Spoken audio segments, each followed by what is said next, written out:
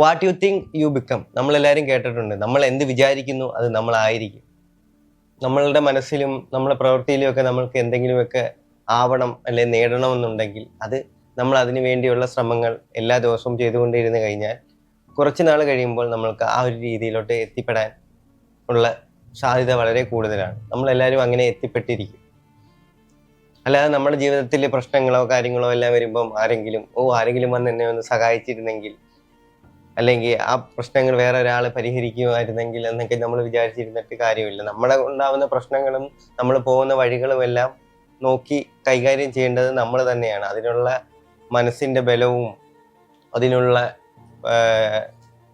കപ്പാസിറ്റിയും എല്ലാം നമ്മുടെ മൈൻഡിനും നമ്മളൊക്കെ ഉള്ള എല്ലാ കപ്പാസിറ്റികളും നമ്മൾ തന്നെ ഉണ്ടാക്കിയെടുക്കണം. എന്നാൽ മാത്രമേ നമ്മൾക്ക് വലിയ വലിയ സ്വപ്നങ്ങൾ കണ്ട് അത് യാഥാർത്ഥ്യമാക്കാനുള്ള ഒരു കപ്പാസിറ്റി നമ്മുടെ മനസ്സിലാദ്യമേ ഉണ്ടാവൂ. ആ മനസ്സിലാദ്യമേ ആ ഒരു കപ്പാസിറ്റി ഉണ്ടായാൽ മാത്രമേ നമ്മൾക്കത് പുറത്ത് ഉണ്ടാക്കിയെടുക്കാൻ സാധിക്കുകയുള്ളൂ.